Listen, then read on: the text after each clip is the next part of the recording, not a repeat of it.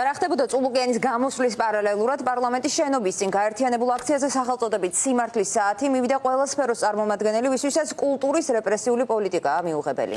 თავდასხმის ობიექტი დღეს მინისტრის მხრიდან იყო ყველა, ვინც ბოლო თვეებია ქუჩაშია და პროტესტს არ წყვეტს. მეცნიერები, კინემატოგრაფისტები, რეჟისორები, მუსიკოსები და მხატვრები ამბობენ, რომ ბრძოლა გაგრძელდება და კულტურა და ხელოვნება მოთვინიერებული და პარტიული ვერ იქნება. ლიზა ციციშვილი მოგვიყვება მეც და გვეტყვის დასრულდა თუ არა აქცია.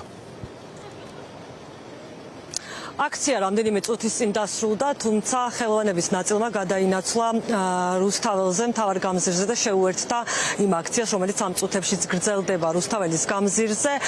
ერთი მუჭა ხელოვანების აქცია სინამდვილეში კადრებიც ცხადყოფს, იყო არა ერთი მუჭა და ძალიან მცირერიცხოვანი, არამედ პირიქით მრავალრიცხოვანი.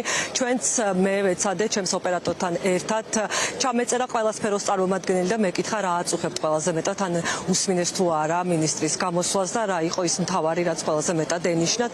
აქ ძალიან მწვავე გამოსვლები ჰქონდათ სხვადასხვა სფეროს წარმომადგენლებს და სპეციალობის მქონე ადამიანებს, ხელოვანებს. ეს იყო ერთიანი აქცია და ამით იყო ძალიან მნიშვნელოვანი და მადლობაც კი უთხრეს თეა წულუკიანს კიდევ ერთხელ ერთიანობისთვის, გაძლიერებისთვის და ასეთი თავისუფლებისთვის, რომელსაც ის ანიჭებს რეალურად ხელოვანებს და თქვეს, რომ მოთვინიერება ხელოვნების არის დაუშვებელი. მთავარი კი ყველაზე მნიშვნელოვანი რაც ამ ადამიანებს აერთიანებდათ არის საფრთხეები, დაპირისპირების საფრთხე საზოგადოებაში და ევროპული მომავალი ამ ქვეყნისა. სწორედ ევროპულ მომავალს კულტურის მინისტრი თავისი პოლიტიკით თელს მის გუნდთან ერთად ქართული ეთნობის ხელისუფლებამ აქვს მხედველობაში ანგრევს კულტურას და ასევე ძალიან ბრკოლებს საქართველოს ევროპის გზაზე. ეს იყო ის მთავარი გზავნილები, რომელიც დღეს ისმოდა აქციაზე. ნუ გვაპირისპირეთ, ნუ ანგრევთ სფეროს.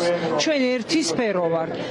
კრიტიკულ მომენტში მაინც ყველა ერთად დადგება, როდესაც ძალიან ფუნდამენტურ რამეს შეეხება, რაც არის ქართული იდენტობა, ქართული კულტურა, ქართული საზოგადოება. ძალიან ფრთხილად იყავით. ნუ ერთმანეთს, ნუ გვაპირისპირებთ.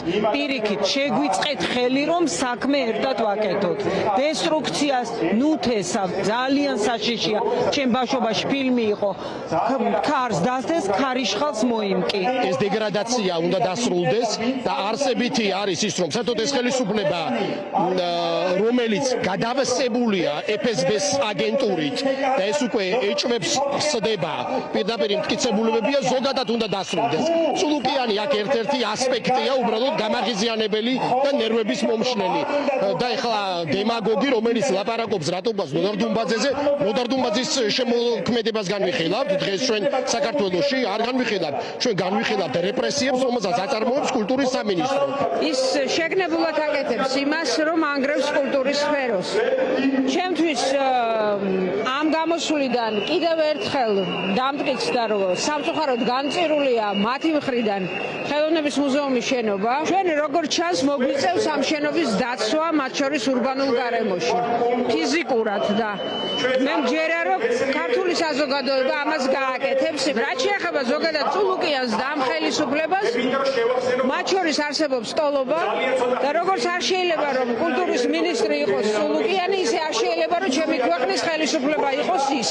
არ ვთვლი რომ ხელოვნებაში არის კონფორმიზმის ადგილი, მაშინ როცა ჩვენ ხედავთ ქართული კულტურის მიზანმიმართულ განადგურებას, როცა ყოველდღიურად ხედავთ როგორ ნადგურდება კულტურული მემკვიდრეობა, ის რაც ხატყოფს რომ ჩვენ ვართ ხალხი, ერი და არა უბრალოდ რაღაცა ადამიანების ნაკრები, რომლებსაც თავიანთი კულტურა არ გააჩნიათ. კულტურა გადაიქცა ერთგვარ ინსტრუმენტად ამ ხელისუფლებისთვის. ჩვენ ამას არ დავთმობთ. მგონია რომ ყველაზე მნიშვნელოვანია ის ერთობა, რომელსაც სფერომ მიაღწია. მე პირადად ვდგავარ იმისთვის, რომ გადარჩეს ქართული კულტურა იმ დამნაშავისგან, ვინც არის თეა წულუკიანი.